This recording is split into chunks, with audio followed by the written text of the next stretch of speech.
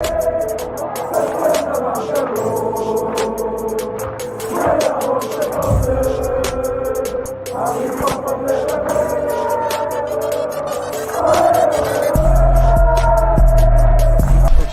out to Kop-Ish. Shout out to Kopish, guys. All the good work the up. two legends, Emil Heskey, Howard Gill. Can't get much better than that, guys. Yeah. You know what to do now. Like, comment, subscribe. I'm with legends, guys. Kopish. Good afternoon, lovely people. Hope you're well. Welcome back to another live match preview. Delighted to be joined by a top Burnley fan from the Turfcast TV YouTube channel. So guys, you will see the link to their YouTube channel in the description as well as the title. So make sure you go and show them some love. Also a fellow FansBet family member. Shout out to Joe. How you doing, bro? Yeah, good, mate. Yourself? Not too bad, brother. Not too bad. For anyone that doesn't know, Joe and I have worked together probably once or twice now. Yeah, I think it's a couple of times, isn't it? I think it's a couple of times. On FansBet, and that's a nice little segue into the sponsor for this show, guys. So as always, as you know, we are sponsored by FansBet. So we have got a great deal at the moment whereby you can get £25 in free bets. All you have to do is go over to our Twitter page, retweet, follow FansBet, follow Team Kopish, and while you're at it, follow Turfcast TV on Twitter as well, and you will be in with a chance of winning. So make sure you do that, guys. So Joe, big game coming up, Liverpool versus Burnley. How are you feeling about it?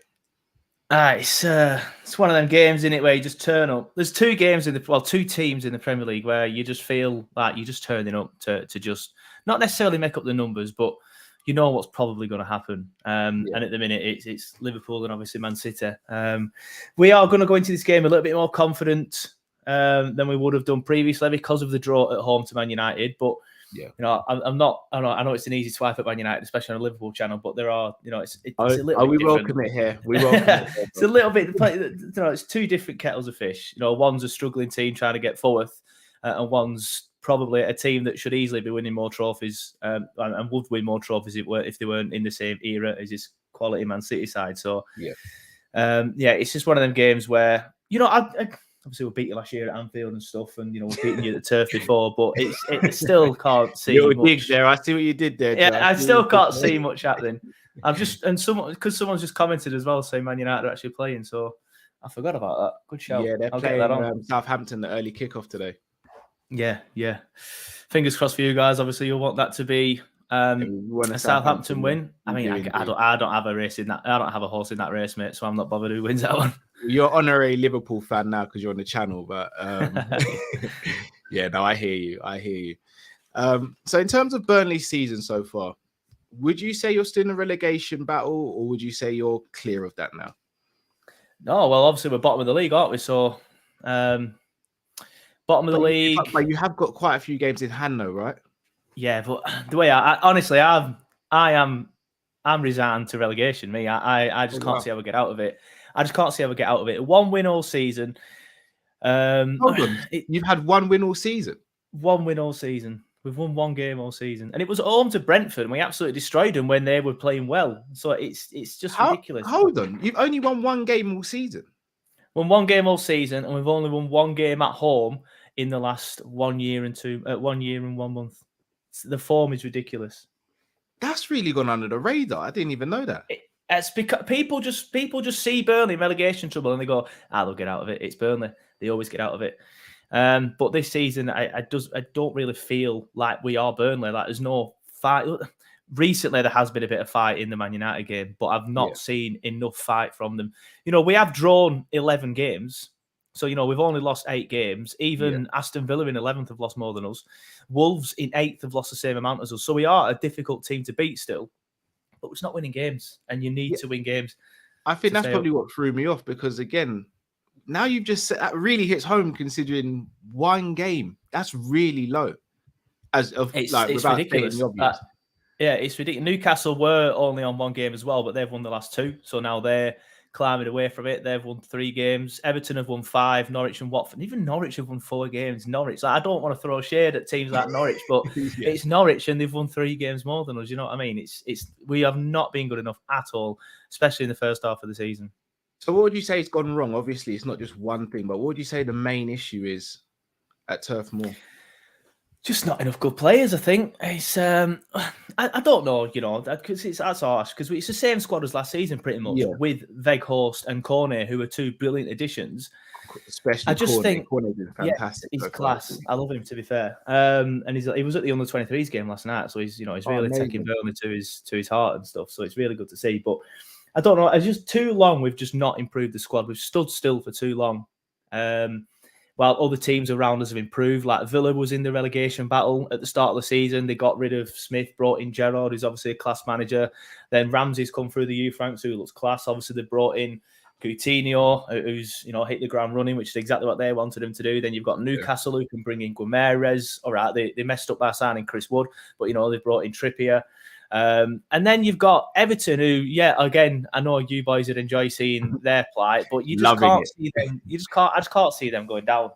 Only because there's three diabolical teams in the Premier League, and that's at the minute us, Watford, and Norwich, and I just can't see Everton being worse than them three. So it's a tough one. I do feel we'll improve in the second half of the season. I do feel we'll end up winning like 5 games throughout the entire season, but it's too little too late. When I look at it, we've got 18 games left because we played 20 games, so we've got 18 games left. After winning 1 game all season, we have to win minimum 6 games for between now and the end of the season. Do I see us winning 6 out of 18 games after we've won 1 game all season? Harsh, but no, I don't. Yeah, I mean, it is really kind of damning when you look at the statistics and stuff. In terms of the Chris, I wanted to touch on the Chris Wood thing.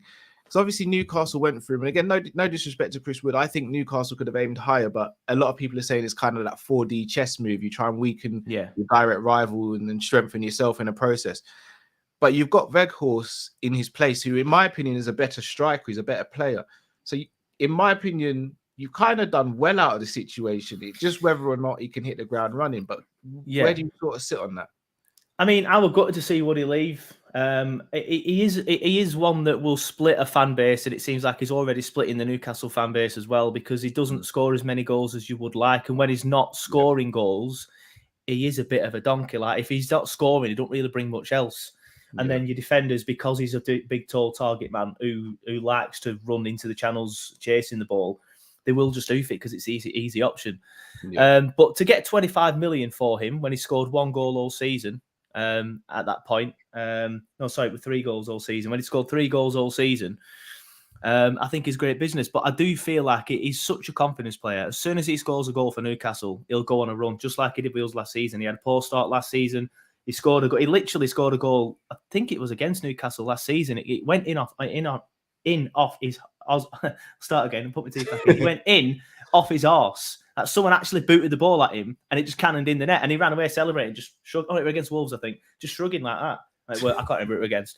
But then after that, he scored an hat-trick like 3 weeks later against Wolves at Molineux, and then he just went and went and went. And he's just one of them. He just needs to hit the ground running. He needs to get a goal, sorry. But for Veg, I think when you look at the player that we lost and the player that we brought in, I do think we have a better player. The problem is he's a different type of player. People see him as a 6'6" sort of striker and think he's exactly the same as Chris Wood. And I feel like the players didn't play to his strengths against Watford. They were doing what they were doing for Woody, oofing it into his head. And for a tall man, he doesn't win a lot of headers. He likes the ball at his feet. And I don't know if you saw the Man United game where he turned Maguire and he turned Maguire and McTominay inside out with that one touch. It just shows what he can do. So we need to learn to play to his strengths rather than still playing to Chris Wood's strengths, because that was a mistake we made against Watford. But signs are there that we're slowly, starting to play to his strengths. We did a bit against Man United. We got the ball into him. So, fingers crossed we can do it against you boys on Sunday. But obviously going to be a tough ask against some better defenders than Maguire. Yeah. So, I mean, the last time we played each other, it finished 2-0 to Liverpool. If I'm not, it was Jota who got the first and Mane got the second. It was quite a close game for a lot of the game. And obviously you guys were accused of being a bit rough. But we kind of expect that when we play most teams now, because technique for technique, apart from City and Chelsea, I don't think many teams can really hang with us without sounding arrogant. So you do expect you're going to have a physical game. However, I think you guys have been slightly less physical this season. You actually tried to play more. And again, I know the results don't necessarily stipulate that, but you look at the impact Cornet's made. I'm a big fan of McNeil. I think McNeil's a really good player. where do you think you're really lacking? Is that midfield? Is it defense? What is it you're really lacking?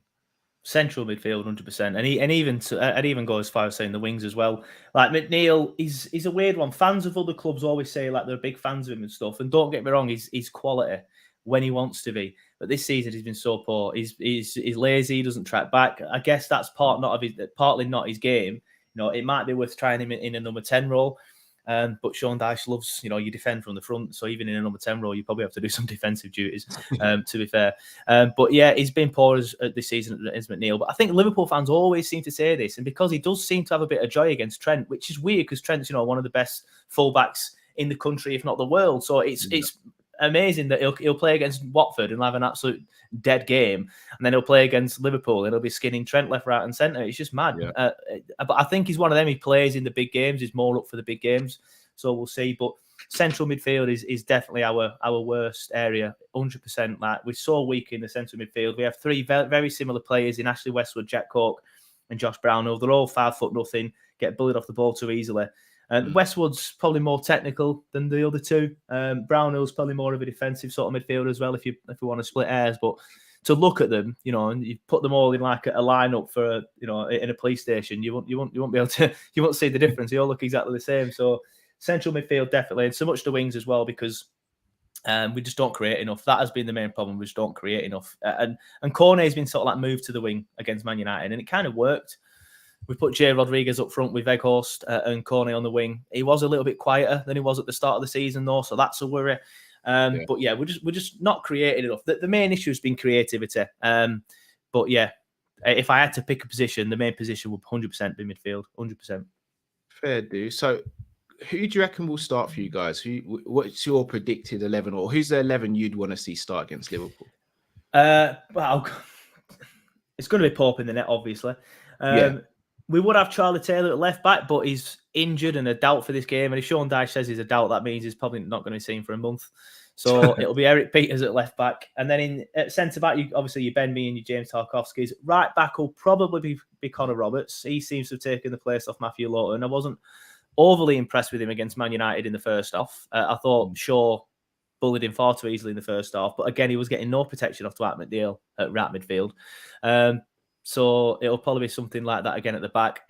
You know what? I think it's going to be the same starting lineup as Man United. So you'll have Cornet on left mid, Dwight on right mid, Wester and Brownhill in the middle, and then J-Rod and Weghorst up top. It worked well in the second half against United, but I do feel like Dyche pushed Cornet on a little bit more in the second half and went more to a 4-3-3, which helped us up front. But again, do you want to play 4-3-3 against a team as good as Liverpool in the middle? Probably not. So I would presume it'll be 4-4-2 again. He might even stick somebody else in the middle to try and shore up the midfield against you boys. But we'll see. It's probably going to be 4-4-2. He loves it, does Dyche. I'm not sure he knows of any other formations, to be honest. Yeah, I'll be honest. Jay Rodriguez has a decent record against us as well. He's got a decent record against a lot of the big teams, to be fair. Like, he kind of pops up with a goal and you're just like, I didn't even realize he was still playing. And he popped up and he's like, honestly, Burnley fans are sometimes like, oh yeah, Jay, he's still here. He's one of them. He scored against United. It was his 100th goal. He's been stuck on 99 for, I think that's his first Premier League goal this season. He's been stuck on 99 for ages. He just doesn't seem to score many goals anymore. But of course, he scored at Anfield a couple of years ago against you. He scored at United a couple of seasons ago again when we won 2-0 there. So and he scored a cracker against Chelsea a few seasons ago as well. I think we got beat 5-1 in that game, but he still scored. So yeah, he does have a good record against the bigger teams, to be fair. Yeah, he was probably the player that stopped us getting over 100 points the season we won the league as well, because we drew with you guys 1-1 at Anfield. Yeah, it was the only game you didn't win at Anfield, weren't it, that season? So yeah, it says a lot. I'll just run through who I don't want to say who I think will start, because Klopp throws so many sort of curveballs sometimes. It's difficult to predict. But I'll tell you the starting 11 that I'd go for. I'd go for Trent at right back, obviously. Ali in goal. I'd go. I would go Tsimikas at left back, and then maybe play Robbo against Inter Milan. No disrespect to you guys, but I don't think Klopp will. I think it'll be Robbo at left back. Then I go Virgil and Matip. And then midfield, I reckon Hendo's back. So I can see Hendo starting the game. So I reckon we'll go Hendo, Fabinho, and Thiago in the middle. And then up top, I think we'll go. I can see us going Mane, Salah, and Jota.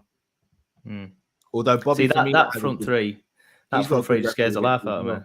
Yeah, Yeah, well, we Henderson's are got a good record against us. To be fair, I remember him scoring a screamer 2014 against us. Yeah, 2015. Yeah, I remember No, him scoring a no, it was a screamer then 14, against us. 15 season. Coutinho dribbled a little bit. Hendo smashed it from the edge of the box, outside of his foot. Yeah, brilliant goal. Yeah, I was there as well. Are you? Yeah. That was at Anfield, though, right? Yeah. Yeah. And then I think that same season we beat you 1-0 at Turf Moor.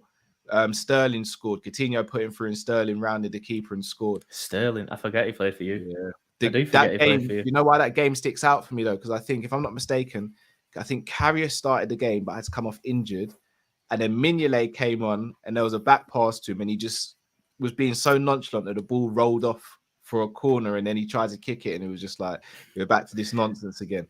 But you have always made it difficult for us at Turf Moor. I mean, the season we won the league, where we beat you guys 3-0, up until the first goal, again, we were finding it really difficult to break you guys down, and the first goal came via a Trent deflection. So we have ridden our luck a bit. I do remember that. I remember thinking, you know, it was same at Anfield this season. I think it was 0-0 up until about the 60th minute. I might be wrong, so I'm sure someone will tell me if I'm wrong. But I remember us holding his own. When I say holding his own, obviously we weren't creating anything, and we were just camping his own off, as you know, we do quite a lot. But you know, I felt like we were, you know, doing well. Then all of a sudden, obviously, you've just got that quality. I think you just turned it on a bit more at Anfield this season. But yeah, last season or the season before at Anfield, it was just, you know, we were doing well. Then it was a deflected goal. Then it was a case of, oh, heads are gone now. So obviously we are going to end up losing this. I think it was 3-1 at end, weren't it? I can't remember 3-0. But yeah, I remember that one as well. Yeah, weird games. Right, people, just a bit of housekeeping. Please do smash the like button if you haven't already. Again, make sure you check out Joe's channel, the Turfcast podcast, Turfcast TV on YouTube. Make sure you go and give them some love. All you got to do is click the link in the title of this video on YouTube. There it is. Also, guys, make sure you check out Fansbet. We are partnered up with Fansbet. Make sure you check them out. Some great odds. Also, tomorrow before the game, we'll be releasing some special odds for the game as well. So make sure you check those out on our Twitter page. So it's that time, bro. Predictions. What are we saying? You know what? It's one of the. I've got used to predicting defeats this season now, but I just feel that, you know, I'll get some grief off Burnley fans, especially when we go over to my channel now and do the same sort of thing, because a lot of Burnley fans, you know, we've drawn against Man United, so everyone's like feeling a bit confident. But like I said, Man United and Liverpool are two completely different scenarios. 2-0 Liverpool. I think it'll be a similar sort of performance and a similar sort of game to the Anfield one. I think we'll hold us on for quite a while, and then you'll just be like, right, come on, Reds, you know, these front three, just get the ball down, run at us, and then eventually you'll break us down. Yeah, I'm gonna go for 3. I'm gonna go for 3-0. I think we'll be able to keep. I think it will take a bit of adjustment getting used to Weghorst, because as you said, a lot of people will be thinking, yeah, he's just gonna play it, lump it up to him. He's got good feet for a big man. I know it's a cliche saying, but he has. It is such a cliche. He has. But, well, like you said, it's sorry. Like I said earlier, he did well against Maguire and McTominay, but you know, Van Dijk or Maguire, you know, a bit different. Yeah, there's levels to this. There are. Yeah. So no, I'm gonna go over 3-1. No, 3-0 Liverpool win. I think we'll be able to keep a clean sheet. I think we'll be able to break you guys down. I think it was 3-0 last season at Turf Moor towards the end of the big defeats, I just block out my mind, to be honest. And last season was weird. Like, people always, you know what? I remember it was our first game back. It was 4-0.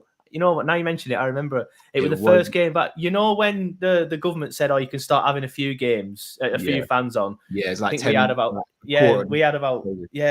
about 5,000 on, and I originally didn't get a ticket, but my friend, he's disabled and he sits in the disabled end. He was like, I'll just bring you on as my carer. So I had to sit in the disabled end, and we were dreadful. We were dreadful that game. We were terrible. Yeah, I remember thinking, why have I bothered? I should have just stayed at home. Yeah, I think it was free. I think Firmino scored. Oh yeah, sorry. Ali's saying it was free. I'd seen to remember it before, to be honest. But... yeah, it's Firmino right at the end of the first half. Then Nat Phillips in the second half, and then Ox came off the bench and scored with his left foot.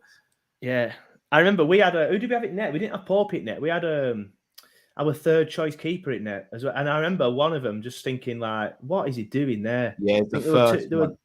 Yeah, he was just like flapping and like, what is that, man? I'm like, ridiculous. But yeah, we do miss Popey when he's not in the team. That's why we signed a second choice keeper this season, Hennessy, because you know we had Bailey, Peacock Farrell, who for me isn't good enough. He's still young though, he's Bailey, so I'll give him a bit of leeway. And Will Norris, who's the third choice, just remembered his name, and he's just not good enough. Definitely not good enough. He's one of them just to be there to be a third choice keeper sort of thing. So.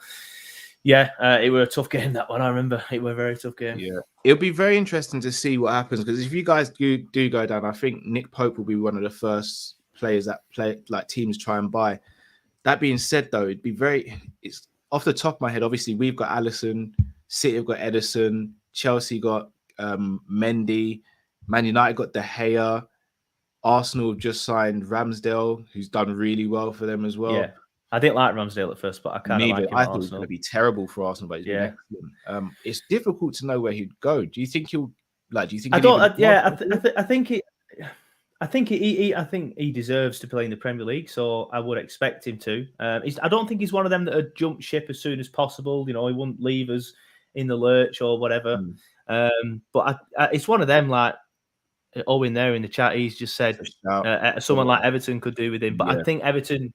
I don't think Everton realise how bad Pickford actually is. And because Everton fans, I'm constantly arguing with them saying Pope is a better keeper than Pickford. And they're like, well, why is he England's number one then? I'm like, well, it just shows Southgate's stupidity more than anything. Newcastle, another shout, to be fair. Yeah, Newcastle's a good one. I just want to go back to something that someone just said as well. It says, would you take Nat Phillips? I would have done. I'm gutted that Bournemouth have sold him, bought him, to be honest, or whatever they've done. Yeah. I definitely would have had him. I'd have had him for backup, and then I'd have said to Tarkey, right, off you pop in the summer because his contract's up and he's not signing a new one. And said to Ben Mee, like, look, you're a legend, you can stay. But, you know, it's Collins and Nat Phillips a centre-back for now. Especially if we went down, I think that'd be a very, very good central defence pairing. Yeah, you've mentioned Collins a few times. I don't think I've ever seen him play.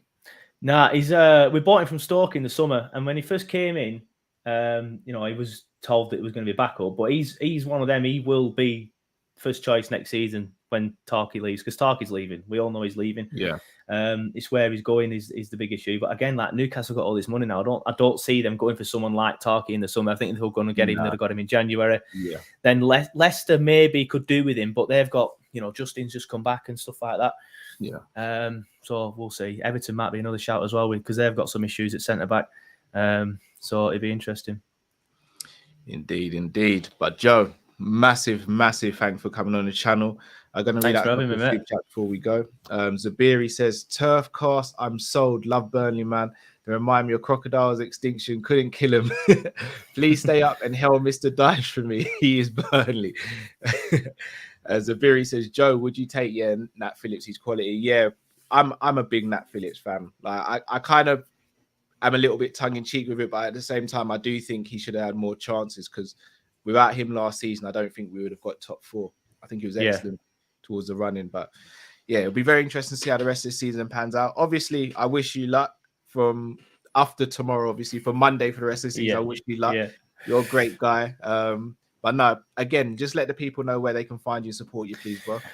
Yeah, so obviously the link's in this description, in the title of this video, as Callum's already said. But if you just want to search it, it's Turfcast TV on YouTube. We do loads of stuff. Obviously, it's Burnley oriented. So, you know, if you want to watch it as a neutral, then feel free. We do some watch-alongs as well, but with it being the season that we allow back on the games, I've not done many this season, to be fair.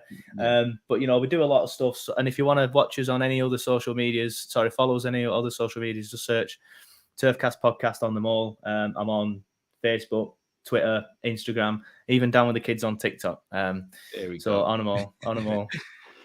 Nice one. Well, people, you guys know what to do. Joe's come over here and showed us love, so please go over there and subscribe to his channel, like some of his videos, and make sure you keep up to date with his content. We will be back tomorrow for it'll be the post-match, because the game's not on TV, unfortunately, so we can't do a watch-along, unfortunately, guys. But we'll be back straight after the games, give you our reaction and review the game, so make sure you tune in for that. And then, obviously, we will go from there on Monday, and the week will continue. A massive thanks to everyone who watched. Smash the like button, subscribe if you're new. Check out FansBet. Until we see you tomorrow, stay safe, stay blessed. We're Kopish, and we are out, people. Take care.